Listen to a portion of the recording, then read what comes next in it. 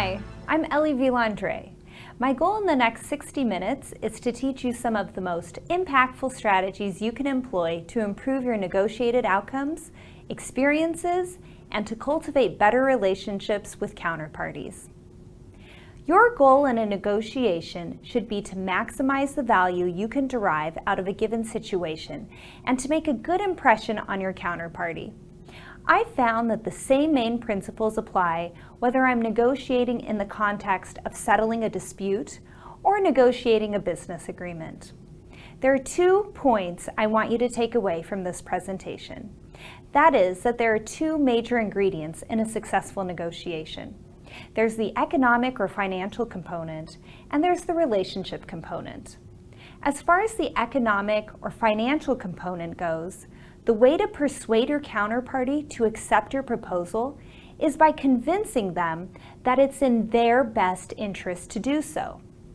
Generally, arguments centered around why you or your client deserves X dollars, or arguments designed to elicit sympathy, are less effective than communicating why your proposal is fair.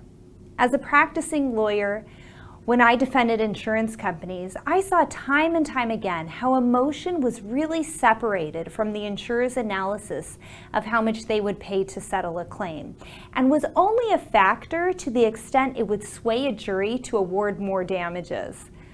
The other ingredient in a successful negotiation is the relationship component. Great negotiators have great interpersonal skills. I can't emphasize how important that is. Great negotiators can articulate the economic argument and also have the people skills to build rapport with the other side. Here's an overview of what we'll discuss in this course.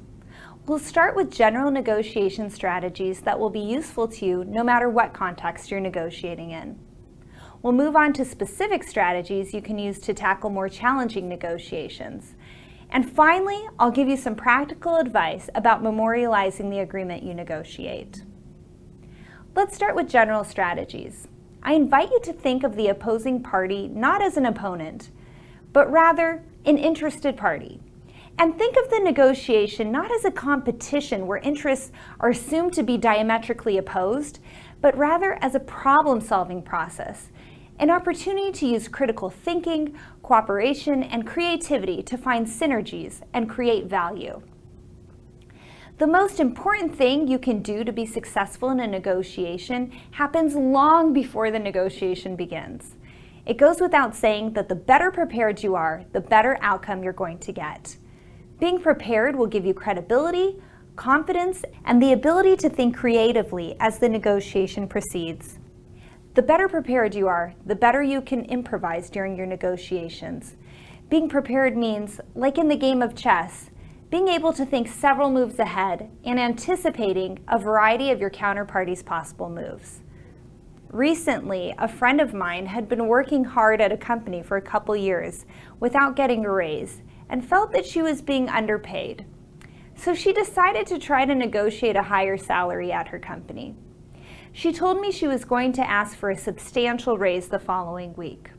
I recommended that she prepare by taking salary comps with her so she could justify the raise she was asking for. I spoke with her a couple weeks later and asked her how her salary negotiation turned out. She said she got a very small raise and it came along with a lot more responsibility, and she was really unhappy about it. Clearly, she had not prepared adequately. She had not thought several moves ahead. She was not prepared to respond to management's counteroffer, and thus her negotiation was actually counterproductive. Here are some essential steps you need to take to adequately prepare for any important negotiation. Research your counterparty and the representative who will be negotiating on their behalf. Think about what they might want and why. Imagine what their actual interests are and come up with options that could satisfy those interests. Analyze your and your counterparty's strengths and weaknesses, prioritize your interests, and identify what you aim to get from the negotiation, also called an aspiration point, and the minimum you're willing to accept to come to an agreement, also called your reservation price. In order to set your reservation price, you must figure out what your best alternative to a negotiated agreement is. That is, if this deal doesn't happen, what are you going to do? In negotiation jargon, that's referred to as your BATNA. Now, it's not always wise to make a deal. It's only beneficial to accept a deal when it's better than your BATNA. You need to figure out not only what your best alternative to a negotiated agreement is, but you should also try to calculate every other party's BATNA, because the other side is not going to agree to your proposal unless it's better than their best alternative. Of course, your counterparty probably won't take the first offer you make that's better than their BATNA. How long your counterparty will negotiate after getting an offer better than their BATNA depends on a lot of factors, like time constraints, the party's comfort level with taking risks and risking losing the deal altogether, how important the deal is, and how confident they are that you'll make a more attractive proposal, which is really determined by their perception of your BATNA. After you've thought about all of these issues, you can assess your zone of possible agreement, which includes all the different possibilities of what both sides would agree to. When brainstorming possible outcomes or proposals, you want to identify each side's priorities. You can reach the optimal value maximizing outcome, also known as the Pareto efficient frontier, by trading things that are of low value to you and high value to your counterparty in exchange for things that are of high value to you and low value to your counterparty. Trading based on differences of value or priorities is called log rolling, and it creates value or increases the size of the pie. That doesn't mean compromise. Compromise is dangerous if it's a compromise on two arbitrary choices. If you do a good job at value creation, value distribution is much easier.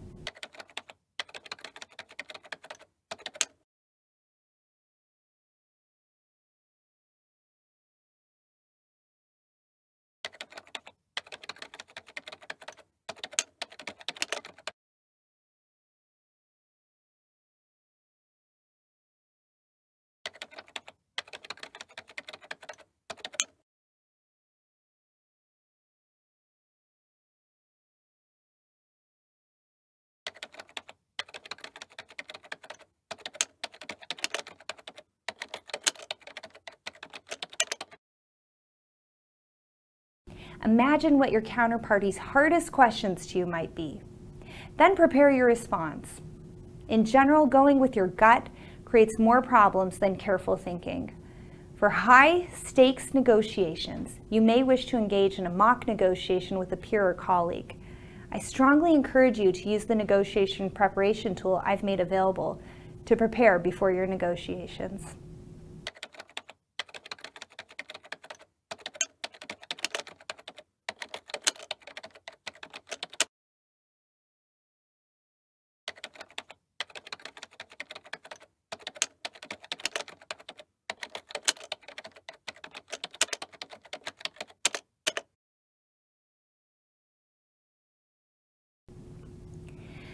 There are two sources of power you should leverage to persuade your counterparty: psychological and objective.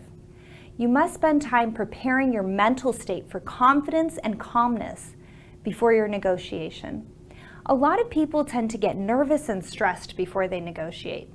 You can use cognitive reappraisal to de-stress.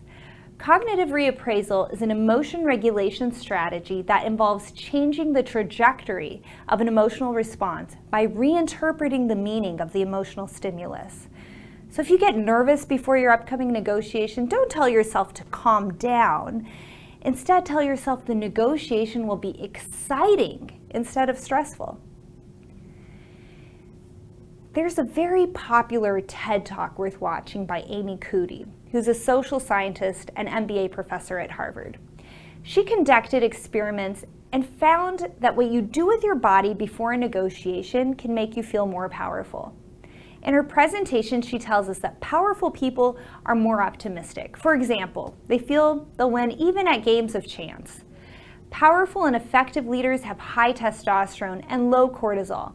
That means they're not very stress reactive, they're laid back.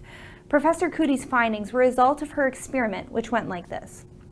She had people adopt high power poses, for example, taking up a lot of space, or low power poses, for example, taking up little space, for 2 minutes. She took their saliva samples before and after. She found that the people who did high power poses experienced a 20% increase in testosterone, but people who did the low power poses experienced a 10% decrease in testosterone. She also found that people who did high power poses experienced a 25% decrease in cortisol versus a 15% increase in cortisol by people who did lower power poses. So how you sit or stand for just 2 minutes before you negotiate can lead to hormonal changes that will make you comfortable and confident or stressed and passive. So before the negotiation, take up space. Stand with your legs wide apart, or kick your legs up on your desk and lean back in your chair with your arms out and your hands behind your head. Just 2 minutes of doing power poses will increase your testosterone and decrease your cortisol to make you more comfortable and confident during your negotiation. Women chronically feel less powerful than men and take up less space, so this can be really helpful for women. Second, using confident body language during the negotiation will make you feel more powerful and will give your counterparty the impression that you are as well. 55 to 80% of communication is nonverbal, so it's really important that during the negotiation you avoid signaling weakness by slouching, biting your lip, looking down, covering your neck with your hand, or speaking softly. And avoid signaling hostility by crossing your arms. Instead, convey confidence by sitting erect and making eye contact. Nonverbal communication doesn't just include body language. It also includes the energy your thoughts exude. Your brain is comprised of a tight network of nerve cells, all interacting with one another and generating an overall electric field. This electric field is actually detectable with standard medical equipment. In fact, your entire body has an electric field. Anywhere there's a nerve cell, there's electricity. Because the bulk of your nerve cells are in your head, the electrical field you're emitting is concentrated there. Your thoughts are formed in this electrical field. The measurable perturbations and disturbances in the brain's overall electric field are your actual thoughts running through your mind. Because our thoughts exude detectable energy that can be perceived by others, preparing your mental state for confidence and calmness is so important. That is also why it's important to be genuine and truthful. As for objective power, when a party is not desperate for the deal to happen, they are powerful. In fact, your BATNA is your greatest source of power. If you're fortunate enough to have a very good BATNA, you can keep saying no until you get a really attractive offer. If you're involved in a lawsuit in which you have all the facts and law on your side and you're negotiating on the eve of trial when all the work is done, you're not going to settle for an amount which is much less than you'd expect to win at trial, because your alternative to settling is really good. You're about to win a big judgment. That is objective power. If you have highly coveted intellectual property that you want to sell, you have objective power because you have good alternatives, meaning different potential buyers. If a party has a strong BATNA going into a negotiation, she's less dependent on her counterparty to reach her needs than she would be if she had a weak BATNA or no alternative at all. So to the extent you can better your BATNA, you'll increase your power in the negotiation. In litigation, that might be retaining a renowned expert or negotiating after a witness just gave an impressionable deposition. If you're negotiating the sale of a business, having another attractive offer in hand would work to increase your power. So better your BATNA to increase your power. Another thing you can do to leverage your power is negotiate conditions. Here's an example of conditioning an entry into a negotiation. A tech company was interested in acquiring a startup. The tech company made an offer and then learned that the startup had just received another offer. Owners of the startup, wanting to get the best price they could, suggested an auction between the two bidders. But the tech company didn't want to participate in a bidding war that would only benefit the seller. So the tech company agreed to the auction, but only under the following conditions. 1, as a single round sealed bid auction with the seller bound in advance to accept the higher offer. And 2, the bids had to include a specific dollar amount, rather than say something like $1 more than the other offer. The seller could have either rejected the tech company's condition and be left with only one bidder, or accepted the ultimatum of a one-round auction. The seller accepted the tech company's condition. The tech company was able to buy the startup at what they considered a reasonable price and were able to avoid a bidding war. Just as the tech company's entry into the negotiation carried value for the seller seeking an auction, your entry into negotiation often carries its own value. Leverage that value for yourself. Don't give it away. You can also negotiate conditions to closing a deal, such as conditioning the sale of a business or house on the buyer's ability to obtain certain financing. So consider negotiating conditions to talk or to close as a way of leveraging your power. A last source of power is credibility. Credibility is an enormous asset that will make you influential in your current and future negotiations. As the authors of Getting to Yes put it, a well-established reputation for fair dealing can be an extraordinary asset. It opens up a large realm of creative agreements that would be impossible if others did not trust you.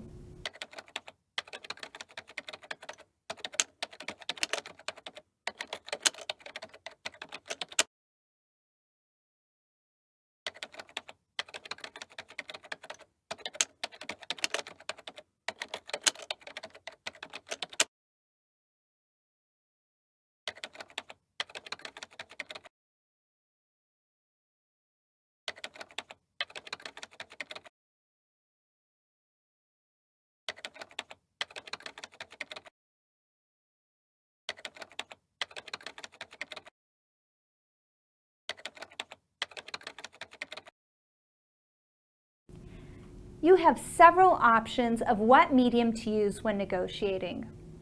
We can compare these different communication modes via 2 dimensions, richness and interactivity. Richness is the capacity of the medium to transmit visual and verbal cues, provide immediate feedback, and facilitate the communication of personal information. Interactivity is the potential of the medium to sustain a seamless flow of information. Email and text are lean media because they transmit neither visual nor verbal cues. For example, you can't see any body language or facial expressions, you can't hear intonation. They give no immediate feedback, meaning you can't tell the other person's reaction immediately. And they don't provide any personal information about the other negotiator. With a phone call, you can communicate intonation, but you can't communicate body language or facial expressions. Video streaming, such as Skype and face-to-face meetings, are rich mediums because they transmit both visual and verbal cues, they provide immediate feedback, and communicate personal information. If you can meet face-to-face, that should generally be the preference, unless traveling is prohibitive, in which case I'd use a service such as Skype to negotiate. Research suggests that there is less rapport building in email and text. So other than minimizing the chance of miscommunication, rapport building is another reason I prefer negotiating face-to-face. However, if you're very uncomfortable negotiating on the phone or in person, sending an email may work better for you and allow you to be as assertive as you need to be. As for interactivity, email is much less interactive since you don't receive and respond to messages as they're sent. Days may pass before you respond. And if the opposing party sends multiple emails, you might read them out of order. You might even respond to later messages before reading prior messages, which can create a lot of problems that would otherwise not exist. And things can go sour pretty quickly when negotiating by email. There's lots of room for misinterpretation and misunderstanding since email provides no verbal or visual cues.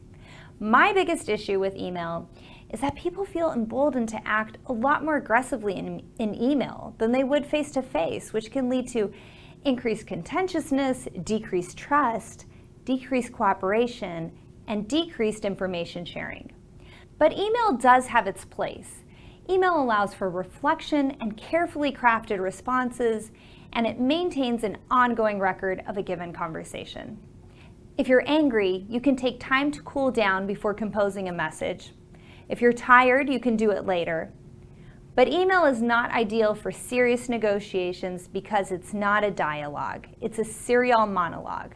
There's no opportunity to interrupt for clarification, to see the other's reaction and correct course, or to test our assumptions about the other party's intentions before locking into interpretations and emotional reactions.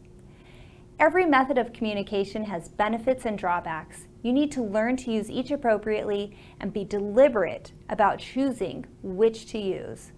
So if you deliberately choose to use email to begin a negotiation to benefit from the ability of giving your carefully crafted opening position, just be sure to avoid its potential negative consequences of conflict escalation. When the stakes are high, it's essential that you use the richest and most interactive medium possible in order to build rapport, convey confidence, communicate accurately, and cooperate to find mutual gains in your joint problem-solving effort. That could mean making your opening in a written demand letter, but then following up with more personal communication. Assuming you'll be meeting face-to-face, consider your seating arrangements. Make your negotiation space conducive to a cooperative discussion. Plan in advance the table you'll be seated at and where you will sit. If you have a big round table and there are only 2 people, sitting across from your counterparty will be really bad for making a connection and setting a cooperative and congenial tone. Whereas if you plan on filling all the seats and it's a small table, you could set a really cooperative tone by sitting at a round table.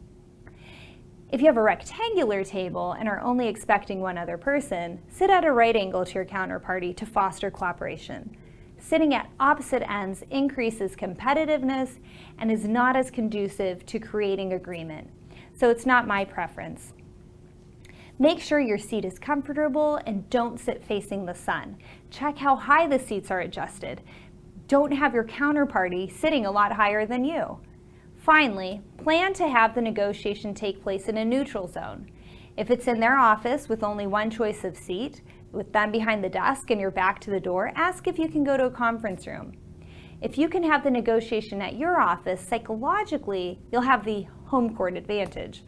I wouldn't fight over whose office to hold the negotiation, though, because after all, you are trying to promote cooperation. The first few seconds of a negotiation are disproportionately more important than other parts of the negotiation. That's why it's essential that you walk into the room with a smile and a good attitude.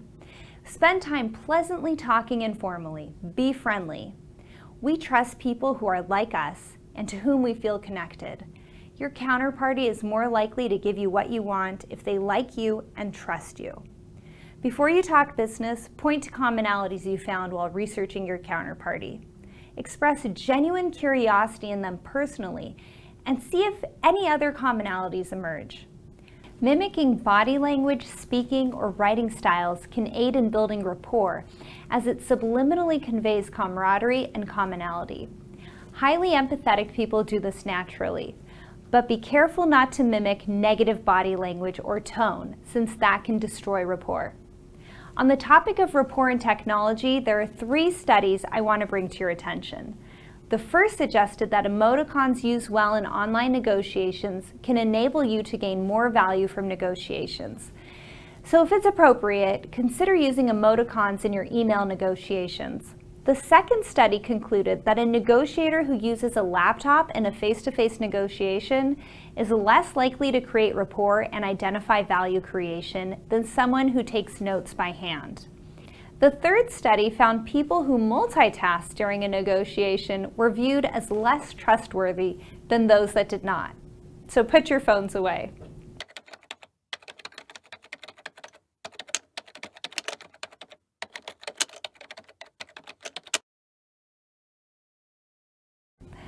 Robert Cialdini has made a great case for persuasion.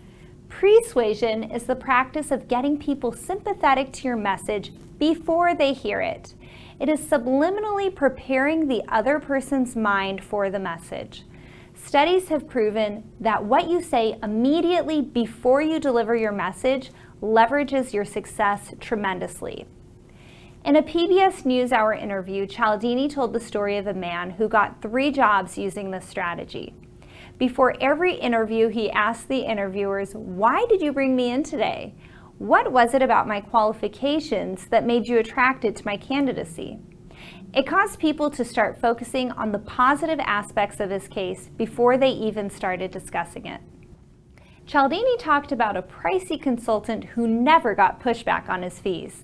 He would show people his proposal and his $75,000 fee, and he said, "As you can see, I won't be able to charge you $1 million. Compared to $1 million, $75,000 now seemed trivial." Cialdini also reported about a man who got twice as many women's phone numbers standing in front of a flower shop as he did in front of a bakery or shoe store. Consider the role persuasion can play in your negotiations.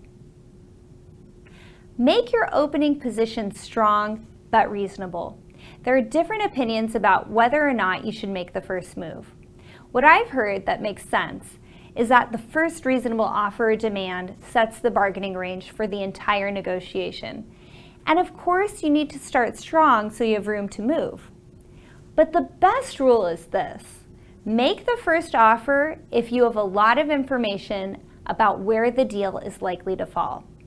Do not make the first offer if you have little information, as you could be selling yourself way short.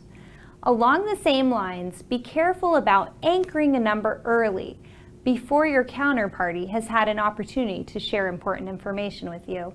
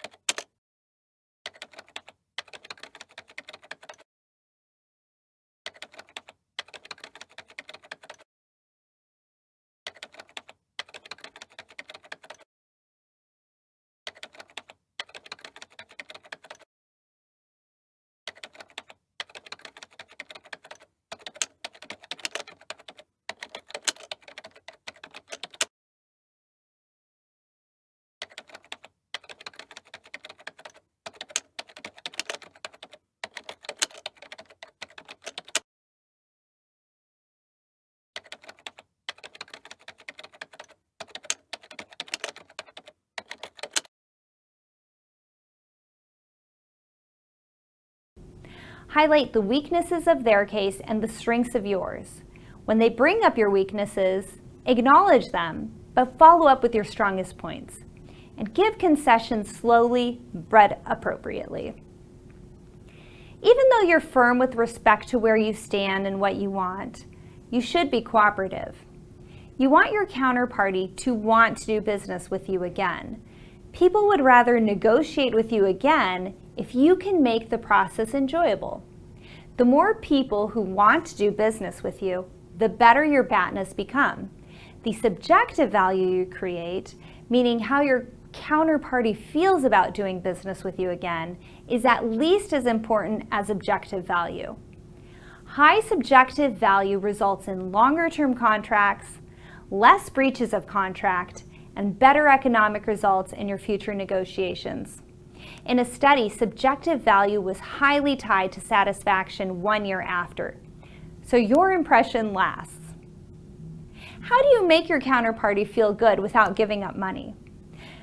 Make them feel competent. When they make a reasonable argument, say, "That's a good point. I agree what you just said is important. I also have other objective criteria that's important to consider, but you made a good point."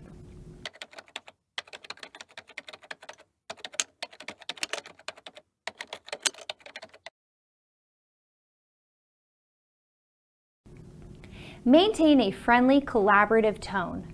Be fair. Show interest in your counterparty's interests. Try to dovetail your and your counterparty's interests and create options for mutual gains, meaning try to expand the pie, not just serve yourself the largest piece. As the negotiation proceeds, and each of you make concessions, acknowledge the progress that you're making to cultivate a positive, non-competitive atmosphere. You want to focus on interests over positions. A position is what you say you want. An interest is what you really want. The classic story to illustrate the importance of getting past positions by asking questions to discover a counterparty's underlying interests is the following. Two sisters fighting over the family's only orange. Each sister says she must have the entire orange for herself. Any less is unacceptable. A wise parent asks each of the girls why she wants the orange. One explains she wants to drink the juice, the other wants to use the rind to cook a pudding. What each sister says she wants is her position. Why she wants it is her interest. By figuring out each sister's interests, the parent discovers that one orange can satisfy both of the girls' interests. When people focus on positions over interests and have a fixed pie mentality, potential joint gains go unrealized. The danger of positional bargaining, choosing positions over interests, is that if both parties are stubborn, positional bargaining may result in a deadlock situation of a contest of will, which wastes time, money, and energy, and emotion, and may even endanger any agreement reached earlier on the other issues. It also jeopardizes the relationship instead of fostering it. Instead, you should create options for mutual gains, meaning that modifications of the other party's positions can produce benefits for one without significant cost to the other. This is also known as win-win. Sometimes, however, a gain for one party means a corresponding loss for the other. Game theorists call this a zero-sum game. In those situations, it's impossible to create new options and to expand the pie before dividing it. We might think we're in a zero-sum gain situation more often than we really are. I challenge you to try to create options for mutual gains. Ask why the other side wants what it wants to find out their underlying interests. Brainstorm to come up with practical solutions that will satisfy all parties.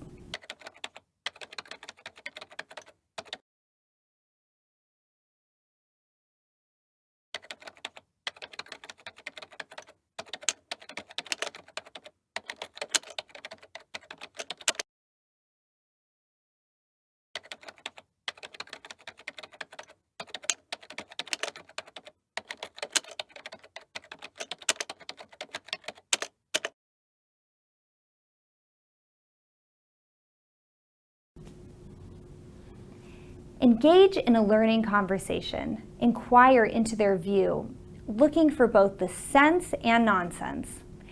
Asking questions can be a very helpful tool. It can help you expose the weaknesses in the opposing party's reasoning. It can help you identify the opposing party's real interests so that you can come up with practical solutions. Ask questions to identify both your counterparty's tangible, economic, and intangible interests, such as concern for reputation, fairness, and relationships. You want to listen to what your counterparty has to say because your assumptions about what you believe their interests are may be wrong. Ask your counterparty to prioritize their interests. Think of additional options as you learn new information. If they won't prioritize their interests, offer them packages that are of equivalent value to you and ask which they would prefer. That's how you figure out what their priorities are. Also, as long as you're not ethically compelled to say something, don't divulge information that's unnecessary or unproductive. You don't want to give away your BATNA because then they'll figure out what your reservation price is. Your goal is to get the other party to accept your position. If you're not comfortable with your opening position, you won't be able to do an effective sales job or convey confidence. So make sure you can justify what you're asking for. You'll want to use objective criteria such as comps, statistics, or expert opinions to give you credibility and support your position. You want to expose the weaknesses and flaws in your counterparty's reasoning through objective criteria as well. It's easy to argue with opinions, but much more difficult to argue with hard facts. We've talked a lot about the content of your speech, but equally important is how you present your position. To be persuasive, you have to have tact. Having tact in a negotiation means choosing your words carefully and thoughtfully. It means using language that appeals to the other side and creates an image of what you want to convey. Being tactful also means using intonation, volume, and body language carefully and with purpose. This takes us to the importance of framing. Framing is a theory in psychology which suggests that people will have a different reaction to an idea if it's given a positive spin than they would have if it was given a negative spin. The implications of this theory is that our decisions are based more on our attitudes towards something than the facts. In 1981, Amos Tversky and Daniel Kahneman explored how different phrasing affected participants' responses to a choice in a hypothetical life and death situation. Participants were asked to choose between two treatments for 600 people affected by a deadly disease. This choice was then presented to participants either with positive framing, i.e., how many people would live, or with negative framing, i.e., how many people would die. Treatment A was chosen by 72% of participants when it was presented with positive framing. Saves 200 lives. Dropping to only 22% when the same choice was presented with negative framing. 400 people will die. Because framing can make people respond to the same facts differently, deliberate use can have a profound effect in your negotiation. You may not be able to change facts, but you can frame them in the most attractive light. Besides just framing facts, you should carefully consider the way you frame your offer to make it sound most appealing.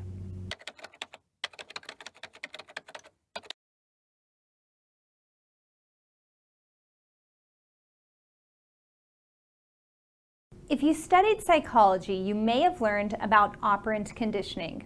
If you didn't, you may not be familiar with the name, but intuitively you understand the principle.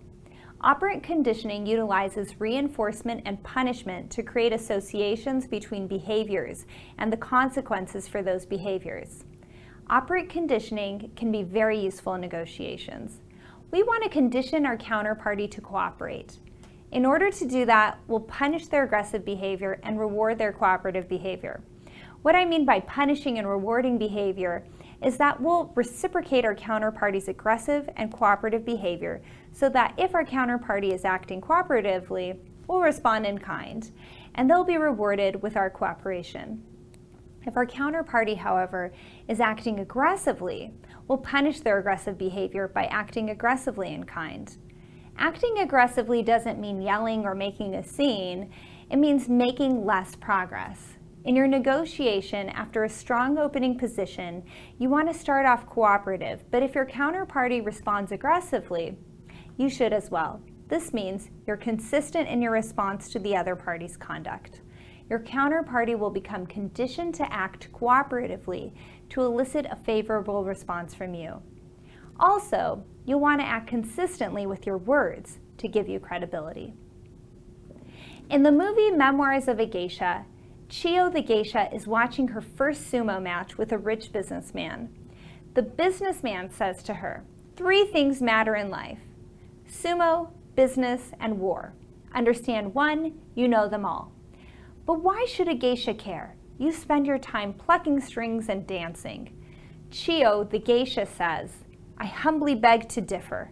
What is sumo but a dance between giants? What is business but a dance between companies? When I heard that, I thought the dance was a beautiful metaphor for negotiation. Negotiation is very much a dance. You need to be able to nimbly respond to your counterparty's movements. You cannot plan everything that will happen in the negotiation, so stay flexible and prepare well so you can improvise.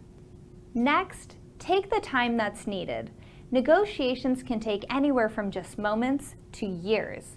When stakes are high and emotions are involved, parties will need time to contemplate and explore creative options without being forced to accept them right away. In fact, your counterparty may be so emotionally charged that they cannot think rationally and accept your rational proposal. In that case, you'll want to wait for your counterparty's strong emotions to diffuse. Be patient. The parties must be ready to make a deal. If you move hastily, you risk losing the whole deal. After your first interaction is over, think about what worked and what didn't, and whether you need to change course. When the negotiation is over, reflect on the process and think about how you can improve. If you spend time reflecting on your negotiations, you'll continually improve your skills. Now that we've talked about general strategies, let's talk specifically about how to approach challenging negotiations. Unfortunately, sometimes we have to negotiate with unreasonable people. Behavioral game theory suggests that people significantly violate the canons of rationality. Although the other side may be pushing your buttons, always maintain self-control. If you can't control your own emotions, how can you begin to influence someone else's? If you allow the other person to disturb your inner peace, then you'll be engaging in a negative feedback loop.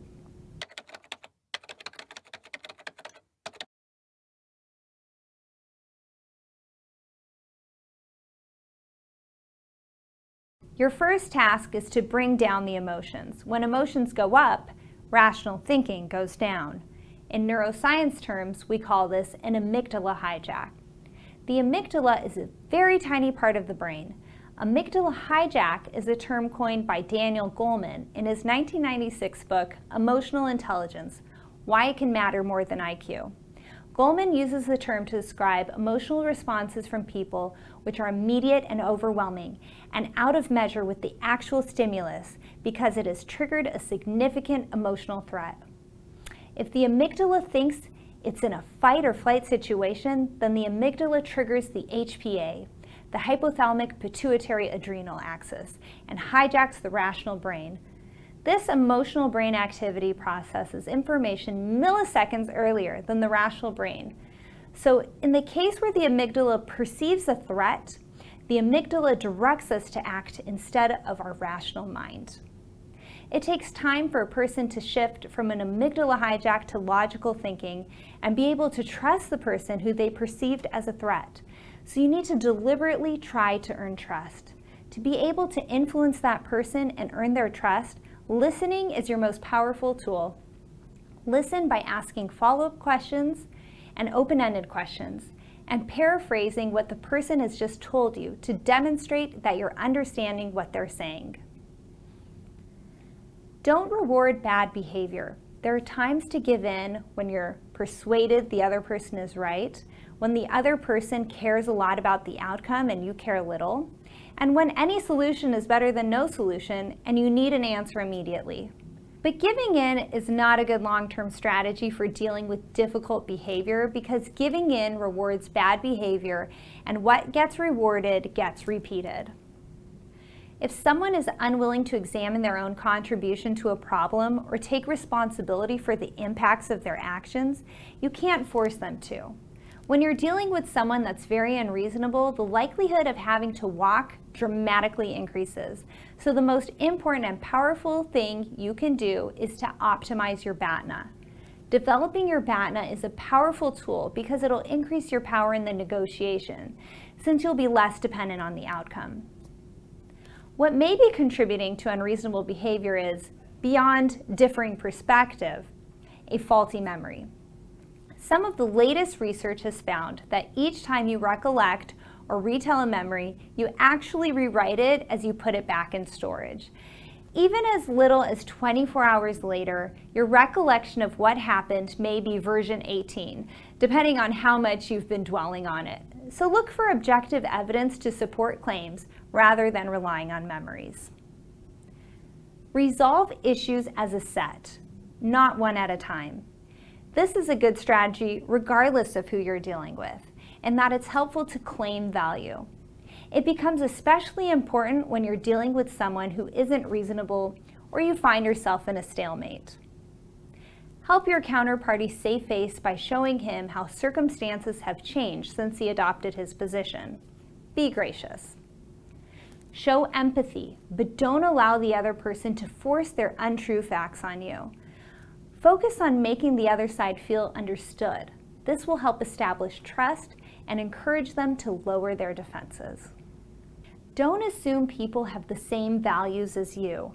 If it's important to your issues, ask questions to figure out what the other side's values are. Once you've identified their values, appeal to what they already believe. If you challenge someone's belief system, they'll instinctively become defensive. You've probably seen this happen many times in conversations about politics or religion. So instead of trying to impose your own beliefs, try to figure out what someone else really believes. Then you can tailor your argument to appeal to their beliefs. Almost no one has a completely open mind. It's important to be aware of people's blind spots, the fixed opinions that they refuse to change no matter what you say. Pay attention to conversational cues like contradicting you or changing the subject, and to body language like crossed arms. Once you know what someone's blind spots are, try to avoid them and focus on topics where you can find common ground. You should also check yourself for blind spots to be sure you're not also being unreasonable. Nobody is perfect. Seek to understand why they think their actions are justified. People almost always feel their behavior is justified. While we may not agree with their views, it's helpful to understand their logic and then address the weaknesses in it. Focus on your counterparty's priorities and trading across differences. Be creative, be flexible, give the other side space and time. For one, you want to minimize dealings with someone that's manipulative or unreasonable. But also, that person may just need a cooling off period and may act more logically once their emotions have subsided. When a stalemate occurs in a negotiation, I find the parties usually need something new to help them move past it. That could be a new lead negotiator if the current one has lost credibility or is bumping heads with the other side. Alternatively, a mediator can be really helpful to facilitate the conversation and can serve as an authoritative and objective voice of reason in the negotiation. Besides adding or changing people, you can bring in new objective criteria, such as an expert opinion to support your position or refute the other side's. In addition, you should be creatively coming up with new ideas that would appeal to both sides. Make sure you've articulated your interests and clear up any misunderstandings that might be causing the stalemate. And of course, ask more questions of the other side in order to come up with new options for mutual gains. Try to get agreement on small decisions to get the dialogue moving forward. In a commercial transaction, offering perks can be a good way to sweeten the deal. If uncertainty is causing the stalemate, consider using a contingent agreement, also known as a risk-sharing agreement. Contingent agreements link the payment or other award to future outcomes to deal with different forecasts of the future. You hold them harmless if you're wrong, they hold you harmless if they're wrong. If you take the risk out of uncertainty, you can break the deadlock about who's right. Other things you can do when estimates of the future are the source of uncertainty are buy insurance to protect against the uncertainty, shorten or lengthen the term of the contract, adjust volume, or have the wrong party offer a partial refund.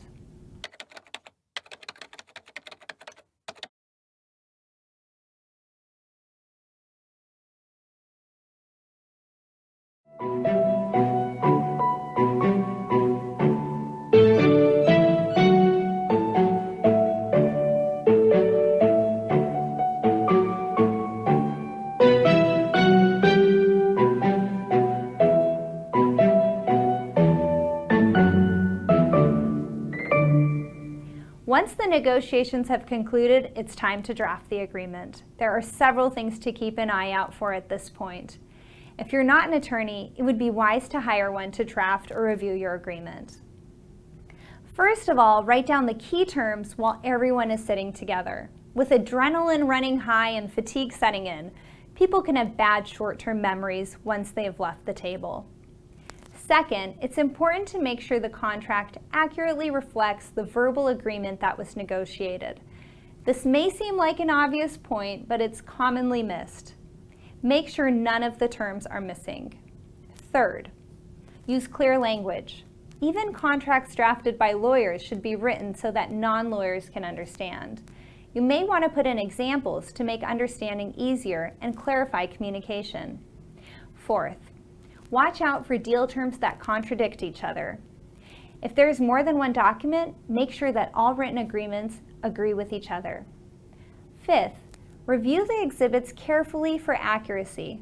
It can be tempting to pay less attention to the exhibits, but if they're part of the contract, they require just as much attention as the written contract. 6, keep the contract short. Don't write more than is necessary. 7th, pay attention to basic boilerplate clauses. Before you copy and paste from another contract you have, ask yourself, how old is the language? Does it need to be updated? Does it incorporate lessons we've learned? Update the provisions from time to time. A choice of law provision might seem unimportant, but it's very important. There are other considerations besides convenience to take into account in a choice of law provision. Consider how the choice of law would affect your cause of action. Laws vary from state to state. You might be more successful if you had to prosecute or defend a claim in another jurisdiction. You may also recover attorney's fees in certain jurisdictions and not in others for the same claim. 8th, if a specific provision is important to you, like confidentiality, then in the contract consider specifying damages from a breach, since a court might have a hard time quantifying what damage was caused from the breach and just grant injunctive relief. In that case, you'll want to make sure you're in a jurisdiction that allows both liquidated damages and injunctive relief, and that you can approximate the damages you or your client would incur from a breach. If you can't approximate it, you don't want to run the risk of actual damages being much greater than the liquidated damages you had agreed to. Finally, consider adding an integration clause, which means your counterparty is not relying on anything outside the four corners of the document to help prevent misrepresentation claims. Here are the resources I've consulted if you're interested in learning more. I thank you for your time and hope you thrive in your future negotiations.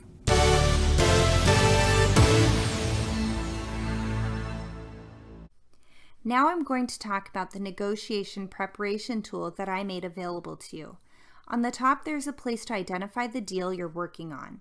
In the top left quadrant is a place where you can describe what interests you're looking to satisfy through this negotiation, and if you can, assign numerical values. And if not, then list your interests in order of priority, and you can make note if it's something that's very important or of little importance to you. Then you need to try to put yourself in your counterparty's shoes and go through the same exercise.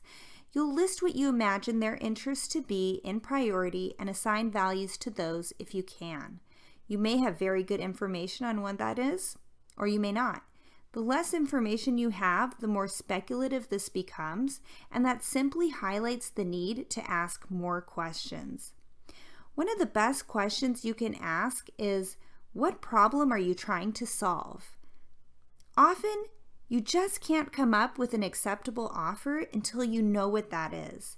And it may be that solving their problem is at no cost to you.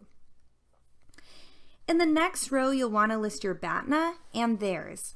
If you're trying to negotiate a resolution to a dispute, your expected outcome at litigation may be your best alternative to a negotiated agreement. And to come up with that expected outcome, you need to take into account that there is a chance for an unexpected result. You also need to account for costs of litigation and the time and emotional investment and cost of a lost relationship as well. Your reservation price is your bottom line, the minimum you're willing to take to make a deal. This should be just minimally higher than your BATNA. Throughout this whole process, you should also think about negative or positive externalities that different outcomes may create. Of course, if you get a take it or leave it offer that's of equal value to your BATNA, then you'll want to choose the path that creates the most social good. Your aspiration point is your ideal deal. If you can identify your opposing party's interests, you can come up with an educated idea of what their aspiration point is. For your aspiration point, you can write the financial goal as well as the other terms you're hoping for. Next, plan whether you'll make the first offer or demand or invite the other side to do so. When in doubt, ask yourself who has a better idea of where the final deal should land. The last box on this first page is for listing weaknesses in your counterparty's arguments. Pointing out weaknesses is an important way to gain ground in a negotiation. And that's also why when you make arguments, you want to stick to only credible ones. Related to that idea, in the first rectangle on the next page, put forth the support you have for showing your proposal is reasonable. This is where you put the comps, statistics, and other objective criteria in your favor.